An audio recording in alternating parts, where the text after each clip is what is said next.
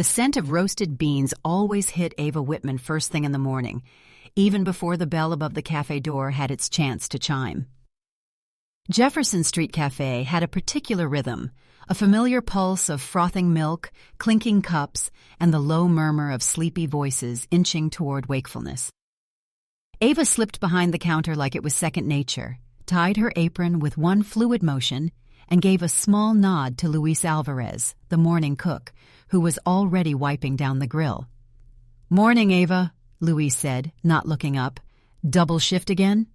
"Tuesday tradition," she replied with a half-smile, pulling her hair back into a loose bun. "My body's here, but my soul is still asleep." Luis chuckled softly. "Well, wake it up fast. Simmons is already in her usual corner, and she's eyeing that blueberry muffin like it owes her money." Ava grabbed a plate and headed for the pastry case. "Tell her she can bill it later." Mrs. Simmons, round glasses sliding down her nose, floral cardigan buttoned up to her neck, sat at the far end of the cafe with a crossword puzzle already halfway filled in. Her coffee cup was half empty, her expression mildly impatient. "Running late today, Ava?" she asked, lifting a gray eyebrow. "More like running on fumes," Ava said, placing the muffin in front of her with the kind of care you reserve for royalty. "But for you, I'd cross deserts." "Don't flatter me unless it comes with more cream," Mrs. Simmons said with a wink. The door chimed again. Ava glanced over her shoulder and saw two college students shuffle in, heads down, earbuds in. They made a beeline for the back corner, opening laptops before even glancing at the menu. She moved effortlessly from one table to another, taking orders, refilling sugar jars, balancing mugs. Her legs already ached, but she didn't slow down. Not yet. Jefferson Street Cafe wasn't big. It sat between a dry cleaner and a thrift store, across from a dentist's office that hadn't updated its signage since the 90s. The decor inside was a collage of mismatched chairs, framed photos of desert sunsets, and a chalkboard with handwritten specials that changed daily, depending on what Luis felt like making. It was home, not glamorous, not Instagram-worthy, but solid, familiar, and Ava liked familiar. She caught her reflection briefly in the glass of the pastry case as she leaned in to grab a croissant for a to-go order. Her uniform was crisp, her posture tired but upright. Her eyes had that tired glint she couldn't quite shake. She hadn't slept well, again. Nights lately were restless, her mind cycling through grocery lists, rent payments, and her brother's next doctor appointment. Still, she smiled. Always. She was mid-pour on a latte when the cafe door opened again, the bell cutting through the hum. The kind of entrance that made the room shift, not because it was loud, but because it felt deliberate. A man walked in, tall and unmistakably confident, in a navy suit so sharply pressed it seemed out of place. His polished leather shoes made no sound on the tile floor. A second later, another man followed him in, older, broader, carrying a tablet and a briefcase. Ava paused just long enough to clock their presence. They didn't look like locals, not just because of the suits, but because of the way they moved, like men who expected the world to make space for them. The younger one, clearly the dominant of the two, scanned the cafe as if checking its value. His expression didn't say, "I'm here for coffee." It said, "I'm here until something better comes along." He chose the table by the front window where the sunlight fell directly across the table, catching on his watch, which sparkled like a tiny billboard for wealth. He didn't sit immediately. He tapped something on his phone, eyes narrowing at the screen. The older man took the seat opposite him, already unfolding a thin laptop. Ava grabbed her notepad and approached, her smile practiced but genuine. "Good morning, gentlemen. Can I start you with something to drink while you get settled?" The younger man didn't look up. "Still water. Bottled. Room temperature." It wasn't the words. It was the way they landed. Like she wasn't a person, but a button to be pressed. "Of course," Ava said, jotting it down, even though she'd already memorized it. She turned and walked back to the counter, grabbing a chilled glass bottle from the fridge. As she returned to the table and set it down, she noticed the older man murmuring into his phone, the words slipping out quickly in what sounded like German. Ava didn't flinch. but her ears perked. It had been years since she'd spoken it regularly, but her brain still caught fragments, names, phrases, and tonal shifts that meant more than the words themselves. She kept her face neutral, offered a polite nod, and moved on to the next table. From the counter, she could still see them. The younger man, he hadn't given his name, sat with an air of restless superiority. He glanced around the room with the subtle judgment of someone accustomed to corner offices and private clubs. Ava poured coffee for the construction worker by the door, wiping her hands on her apron, then topped off Mrs. Simmons's cup. She glanced toward the window. Sunlight streamed in, golden and blinding, bouncing off the rich man's watch as he adjusted his cufflink. He didn't belong here. But then again, Ava had spent enough time in places where she didn't belong either. She returned to the kitchen with an empty tray and set it on the pass-through counter. Louise glanced up from the skillet. "New faces?" She nodded. "Out-of-towners? Suits? Expensive everything." Louise raised an eyebrow. "Trouble?" "Not yet," she said. "But I've got that itch." Louise didn't press further. He never did. Back in the main room, the suited man finally put his phone down and sat upright.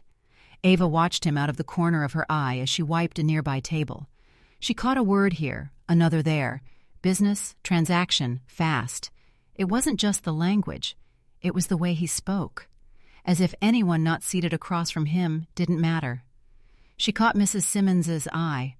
The older woman gave her a knowing look, the kind passed between women who'd spent lifetimes translating tone instead of words. Ava smiled back faintly and reached for the sugar jar.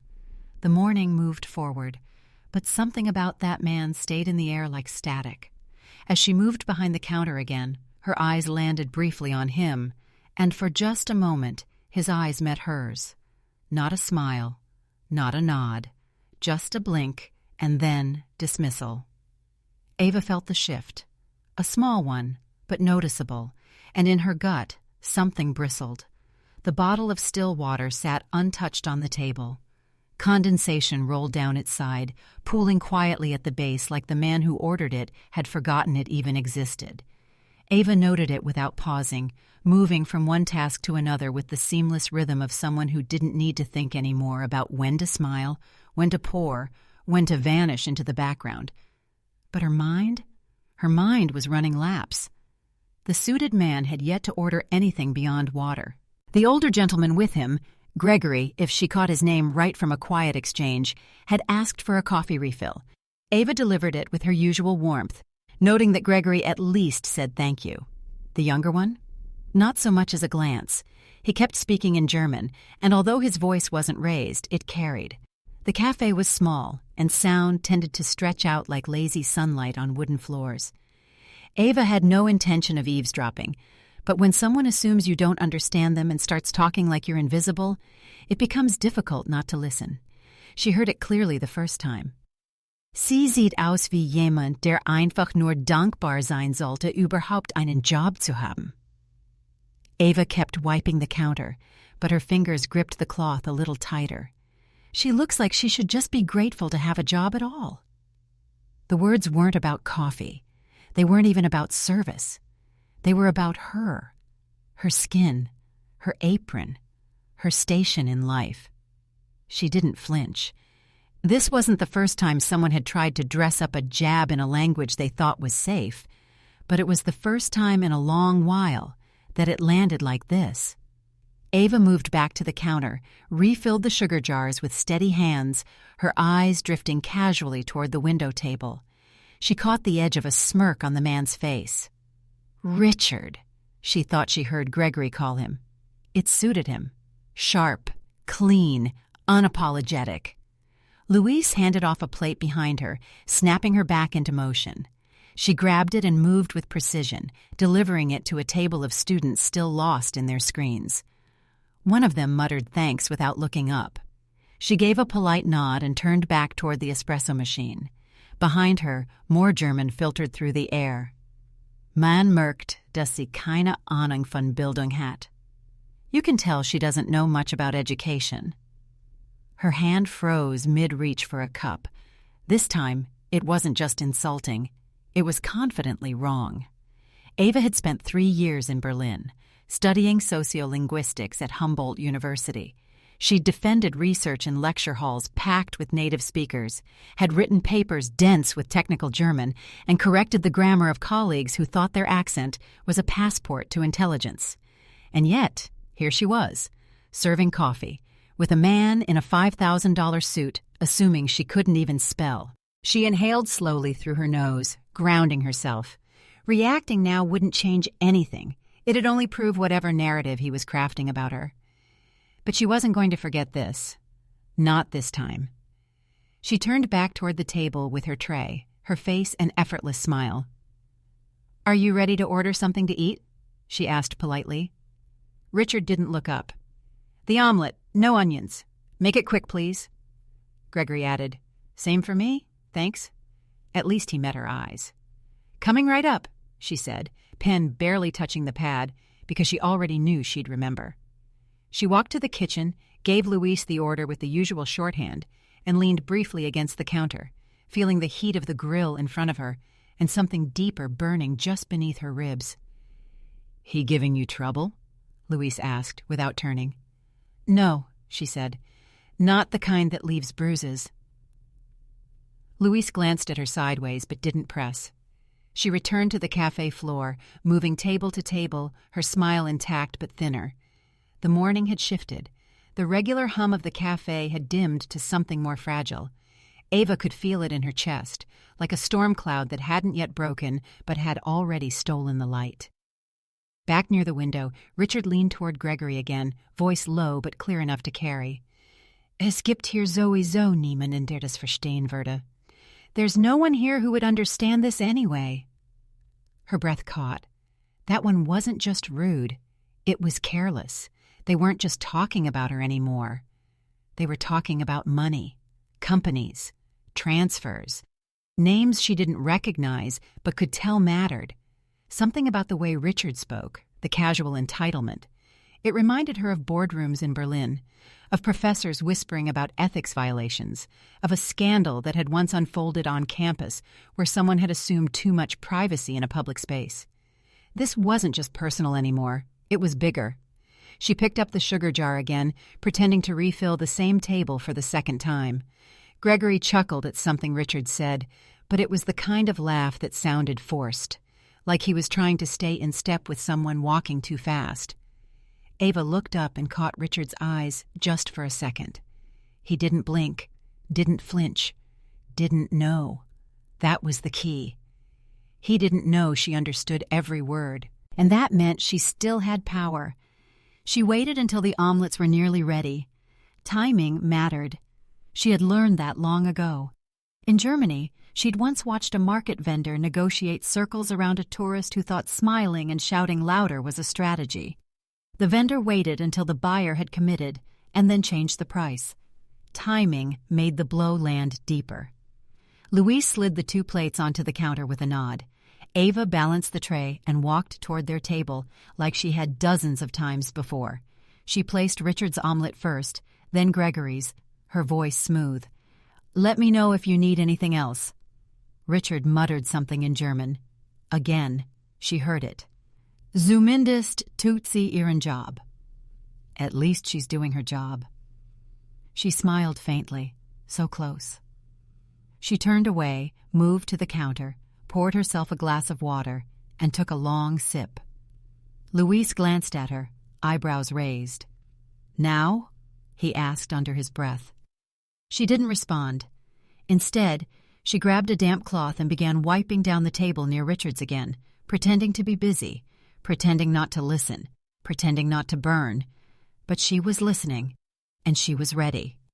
Ava Whitman wasn't sure when the moment arrived, the moment she went from being hurt to being sharp, from bracing herself to standing her ground. But it had arrived. It slid in quietly, like the sunlight shifting across the cafe floor, and settled deep in her bones. She was still wiping down the table near Richard and Gregory, but her body language had changed. The routine movements were slower now, more deliberate, focused. She didn't need to rehearse what she would say. She just needed the right moment to say it. Back at their table, Richard was still talking, voice dipped just low enough to sound confidential, but not so low as to keep her from hearing. It was arrogant, not careless, because carelessness implied a lack of awareness. This was worse. This was the kind of assuredness that came from years of being rewarded for speaking freely, without consequence. Ava took a step back, cloth still in hand, watching him from the corner of her eye. He was holding court like he always had the upper hand. His shoulders relaxed, his smirk practiced, fingers drumming lightly on the table while Gregory nodded and muttered the occasional response. The cafe had grown quieter. The older couple had left. The students were still plugged into their laptops, but even they seemed to sense the air was heavier now, taut, like something was about to snap. Ava's instincts, sharpened over years in spaces where she didn't always belong, were all firing at once. She moved back behind the counter and rested her hands on the edge, eyes trained on Richard's reflection in the glass of the pastry case. He didn't know she was watching. That was the point. She caught another sentence from him. Something about offshore accounts, projected numbers, names of companies that didn't sound local. She didn't catch all of it, but she caught enough. Then came the final straw. Es gehe niemand hier, da gibt es keinen, der das sowieso verstehen würde. There's no one here who would understand this anyway. It wasn't just an insult anymore. It was a confession. Her fingers tightened on the edge of the counter, but still, she didn't move. Not yet. Timing mattered. Luis leaned out from the kitchen, towel in hand, and gave her a questioning look. She met his eyes and shook her head slightly. Almost. Then she moved. Calmly, smoothly. Like nothing at all had shifted. She approached the table with a practiced ease, set down a small bowl of creamers on the edge, and asked with just enough sweetness to sting, "Everything good here?" Richard didn't look up. "Fine," he said. Then to Gregory in German, "Zumindest tut sie ihren Job." At least she's doing her job. That was it. Ava smiled faintly, nodded once, and turned away. She went to the counter and grabbed the empty tray, pretending to tidy the sugar packets as she rehearsed nothing, because she didn't need to. The words were already there, waiting. She gave it a minute, then 2. When she returned to their table, she collected the empty plates with steady hands. Richard didn't seem to notice her presence anymore, but Gregory glanced up politely. And then Ava said it, in perfect, unbroken German. Es ist interessant, dass Sie über Bildung sprechen, Herr Hallberg, wenn Sie nicht einmal bemerken, dass jemand jedes einzelne Wort versteht, das Sie sagen. It is interesting you talk about education, Mr. Hallberg, when you don't even notice someone understanding every single sentence you've said. The fork in Richard's hand paused midair. His head jerked up. His eyes met hers, blinking once, twice, like he wasn't sure he'd heard correctly. Gregory froze, halfway through a sip of coffee, his gaze bouncing between the two of them. Ava didn't blink. She didn't move. She didn't let the moment dissolve. She just kept going, still in German. "You think no one here understands you," she said, her voice steady, sharp, and quiet enough to command attention without demanding it. "But I've heard every word. From your remarks about me to the things you probably wouldn't want repeated outside this cafe." Gregory slowly set his cup down. Richard leaned back slightly in his seat, his expression shifting from shock to calculation, then something harder to name, discomfort, maybe even fear. He tried to recover. "Oh," he said with a thin smile, switching to English. "So, you speak German. How? Unexpected." Ava didn't budge. "No," she replied, still in German. "It's not unexpected. I lived in Berlin for 3 years. I studied at Humboldt University. I wrote my thesis in German. I worked there. I lived there.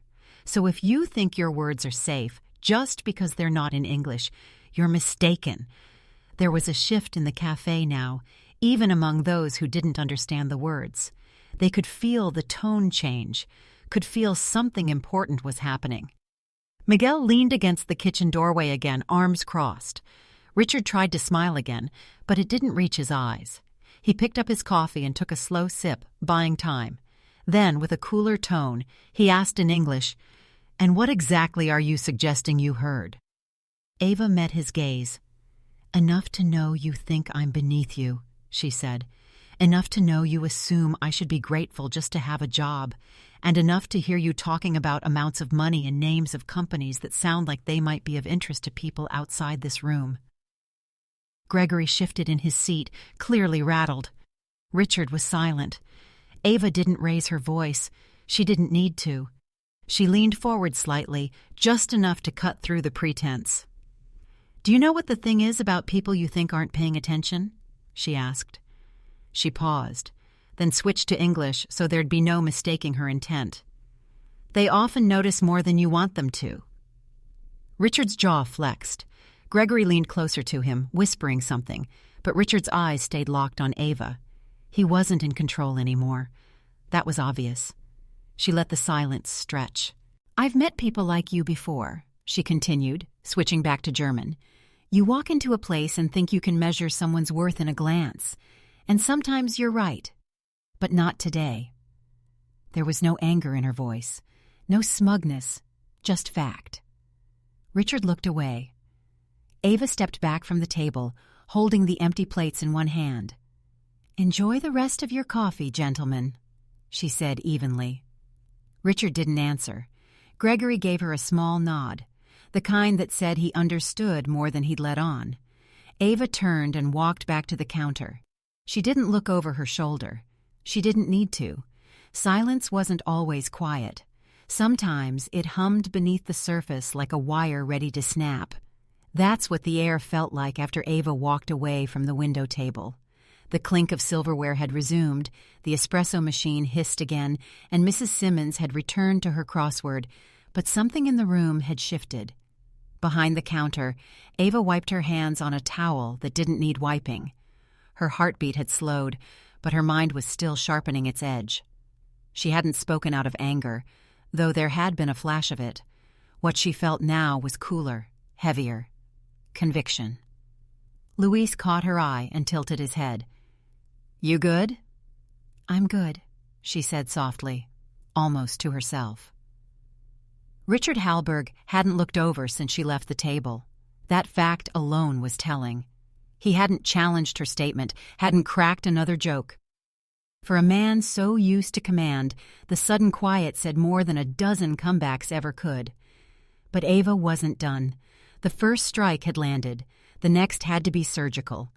She waited, letting them stew in it, letting Richard wonder just how much she'd understood, and how much she might still reveal. When she finally returned to their table, her posture was relaxed, but her voice had the kind of softness that only came when someone was completely in control. "Would you like anything else before you go?" she asked, her tone warm but measured. Richard glanced at her. His smile was back, but it didn't reach his eyes. "I think we're good." Gregory said nothing. Ava nodded. Then she let the silence sit just long enough before she spoke again, this time in German. "You might want to be more careful about who you dismiss in public places, Mr. Hallberg." Richard's mouth tightened. His fork hovered over his plate again. "I'm not interested in embarrassing you," Ava continued, still in fluent, precise German, "but I thought you should know that you weren't as invisible as you assumed." Gregory cleared his throat, eyes darting toward the front of the café, where a man with a tablet sat pretending to read.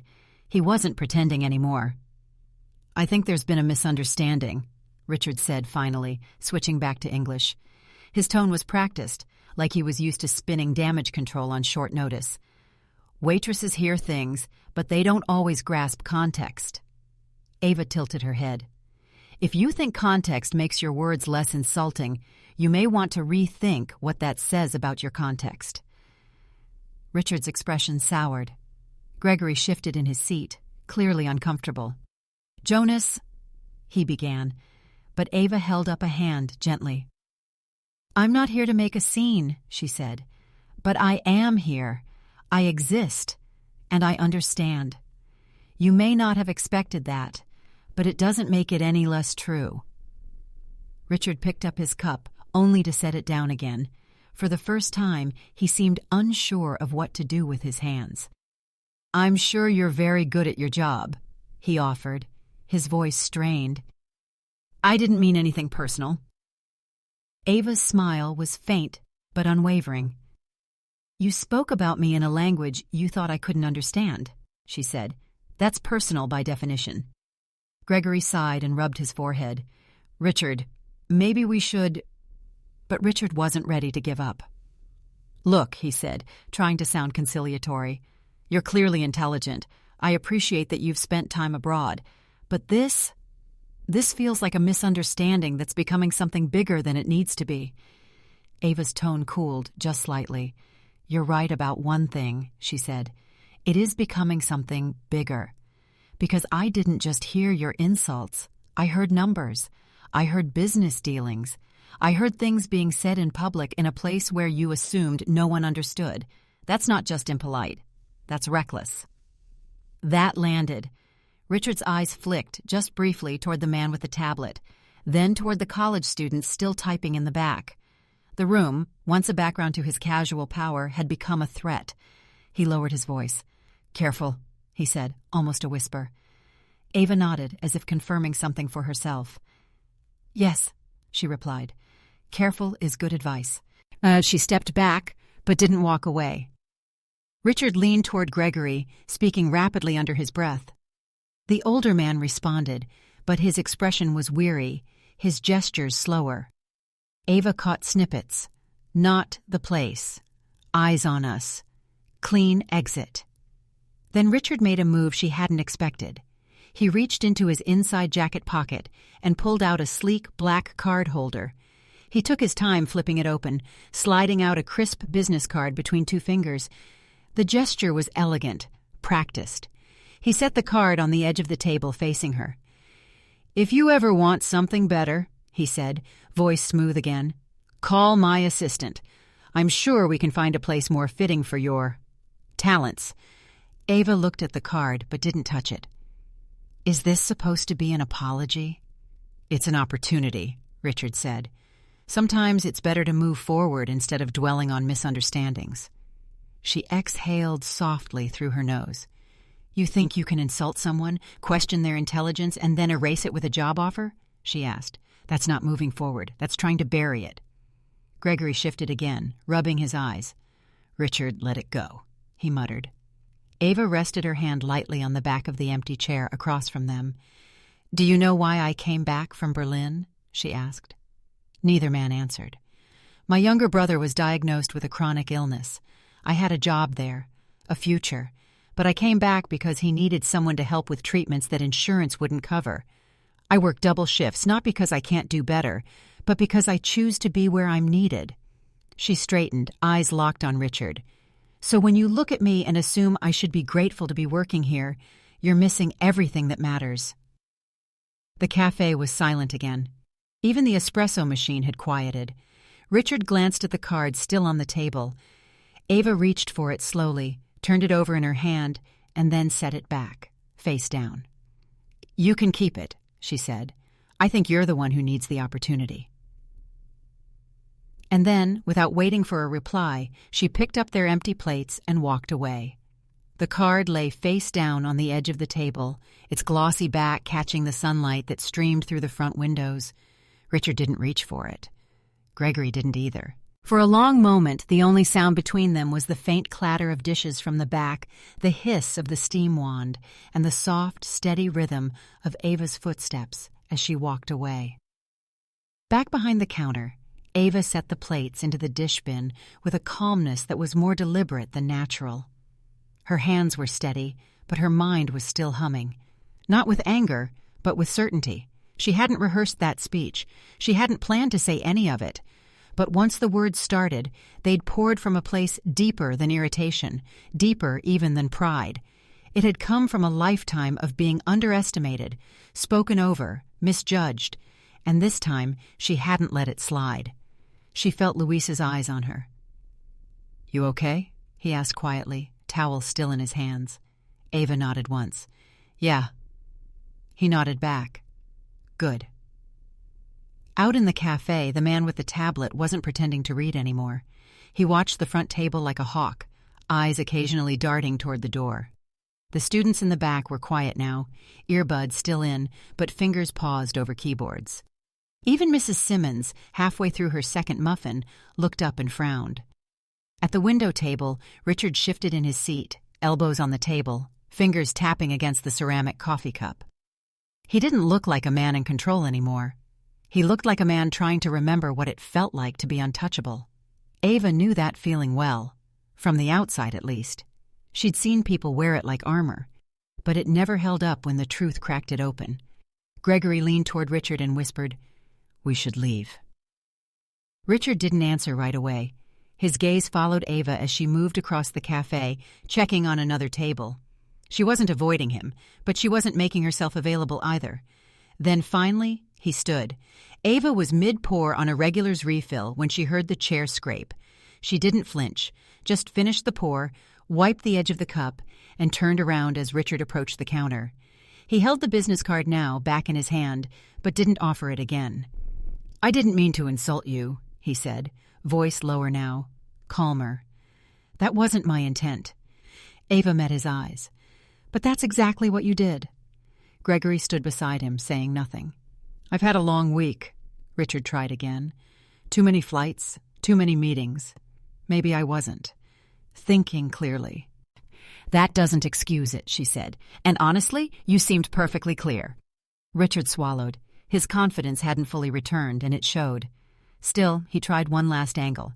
"You clearly have a lot to offer. Your background, your education, it's impressive. I just think maybe you shouldn't waste it here." That one landed differently. Ava tilted her head. "Waste it?" she repeated. "I just meant this cafe. It's fine, but you could be somewhere bigger, doing something more, aligned with your talents." Ava was quiet for a beat. Then she said, "Do you want to know why I came back from Berlin?" Richard hesitated, then softly, "Yes. I didn't leave because I couldn't make it. I had a career path, I had a team, a research grant, friends, a place that felt like home. But my younger brother was diagnosed with a rare condition. Insurance barely covered the basics. My mom had passed years before, and it was just him and me. So I came back." She didn't rush the words, didn't inject drama into them. She simply told the truth. "I work double shifts here because it lets me take him to appointments, because the flexible schedule means I can be there when he has rough nights, because this cafe doesn't judge me for needing mornings off when he's in the hospital." She folded the towel in her hands with care. "So, when you say I'm wasting my talents, what you're really saying is that you can't see value in anything that doesn't revolve around money or status."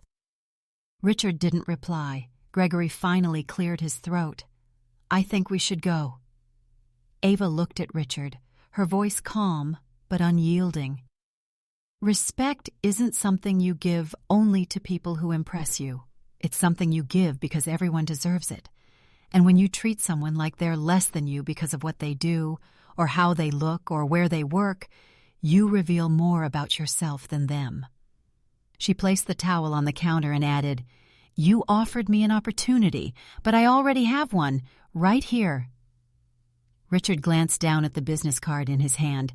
Then slowly, he slipped it back into his jacket pocket. "I see," he said quietly. Gregory gave Ava a respectful nod. "Thank you for the coffee," he said. She returned the nod. "You're welcome." They turned and walked toward the door, their footsteps quieter than when they had arrived. The bell chimed softly as it opened, and the Arizona sun spilled into the cafe, briefly cutting a sharp line of light across the tile floor. Ava watched them cross the street and slide into a waiting black sedan. The door closed, the car pulled away, and the cafe exhaled. Behind her, Luis gave a low whistle. "That," he said, "was something." Ava smiled faintly. "I just said what needed saying." Mrs. Simmons lifted her coffee mug. "Well said, dear." The man with the tablet finally stood, dropped a $10 bill on the table, and gave Ava a long, curious look before walking out. The cafe began to hum again. Dishes clinked. Coffee poured. Someone turned the page of a newspaper. The world moved on, but Ava felt something inside her settle. She hadn't asked for confrontation, but she hadn't run from it either. She had spoken up. She had told the truth. And somehow, it made the air feel lighter. Richard Hallberg left Jefferson Street Café without another word. No parting comment, no attempt at damage control, just a man stepping into the sunlight, silent and smaller somehow. Gregory followed close behind, his expression unreadable. The little bell above the cafe door jingled once more, then fell silent. Ava stood behind the counter, watching through the front window as the black sedan pulled away and disappeared around the corner. She didn't feel triumphant. She didn't feel smug. She felt steady, like something inside her had finally rooted itself. The cafe eased back into rhythm, as if the disruption had been nothing more than a gust of wind. The students at the back resumed typing. Mrs. Simmons sipped her coffee, and Luis returned to the kitchen, whistling low under his breath. Even the man with the tablet had gone, leaving behind only a neatly folded napkin and a generous tip. Ava glanced at the card reader, checked a receipt, and wiped the counter in one smooth motion. Nothing had changed, and yet everything had. She moved between tables again, topping off coffees, sliding pastries into warm paper bags, exchanging pleasantries with the ease of someone who belonged. And she did belong. She wasn't a background character in someone else's story. She wasn't a stereotype. She was a woman who had faced arrogance and exposed it, not through shouting or spectacle, but with language, intellect, and the strength of restraint. Mrs. Simmons waved her over. "That young man needed that lesson," she said matter-of-factly. "I hope he heard it." Ava chuckled. "I think he did, at least part of it." The older woman tapped the rim of her mug. "It takes a certain kind of grace to tell someone they're wrong without making them feel like a child. You've got that." Ava smiled gently. "I've had practice." Mrs. Simmons gave a small, satisfied nod. "Well, keep it. The world doesn't have enough of that." By noon, the cafe was filling up again. The lunch crowd trickled in, full of familiar faces, local mechanics, dental hygienists from across the street, a pair of teachers discussing lesson plans. Ava moved among them like she always had, greeting by name, remembering orders without checking the pad. But today, her smile was different. Not the polite kind she wore as armor, a real one, the kind that came from knowing she had stood her ground, spoken her truth, and reminded someone, maybe a few someones, that dignity didn't come with a title and respect wasn't optional. Luis popped his head out from the kitchen. "Break time?" he called. Ava nodded, slipped off her apron, and stepped outside for a breath of fresh air. The sun was high now, warm and golden. Across the street, a bus pulled away from the curb. Two kids laughed as they ran ahead of their mom, their backpacks bouncing behind them. The breeze tugged gently at Ava's shirt sleeve. She leaned against the wall, watching the ordinary unfold with a quiet kind of satisfaction. Inside, life went on. Orders were placed, coffee brewed, stories exchanged. Ava would return to all of it in just a minute, but for now, she closed her eyes, took a long breath, and let the peace sink in. The cafe had long since returned to its usual rhythm, but something lingered in the air, a stillness, a quiet acknowledgement that something important had just happened. Maybe no headlines would be written about it. Maybe Richard Hallberg would board his next flight and pretend none of it mattered. But Ava Whitman knew the truth had landed, and sometimes that's all it takes. She hadn't raised her voice. She hadn't demanded the spotlight. She had simply spoken, calmly and clearly, in a language meant to exclude her, and turned it into a moment of power. Not the kind that shouts, the kind that echoes. In the heart of that small cafe, Ava didn't just defend herself.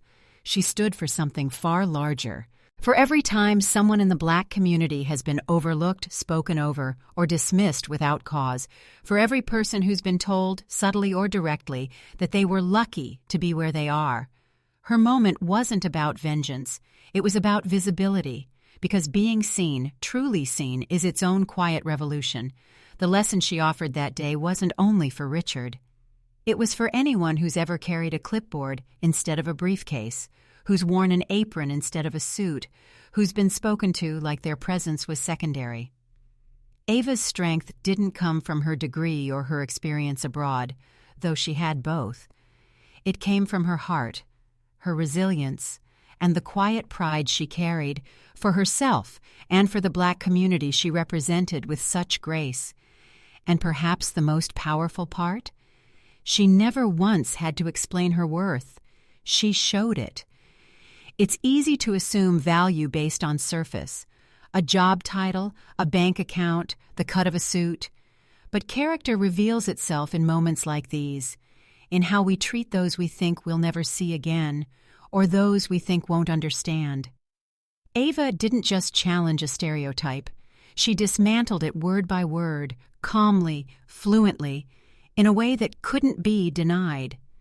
She reminded us that true dignity doesn't need applause. It just needs truth. And maybe, the next time someone like Richard walks into a place like Jefferson Street Café, he'll hesitate before making assumptions. Maybe he'll remember Ava. Maybe he won't. But the seed has been planted. Because when one person in the Black community chooses to rise, not with anger but with clarity, it lifts more than just one voice. It uplifts all of us. So take a moment today. Reflect not only on how we speak, but how we listen. How we show respect, not just when it's convenient, but when it's earned. And if this story touched you, consider sharing it. Sometimes, the simplest act of passing a story along is how a whole community grows stronger, one respectful word at a time.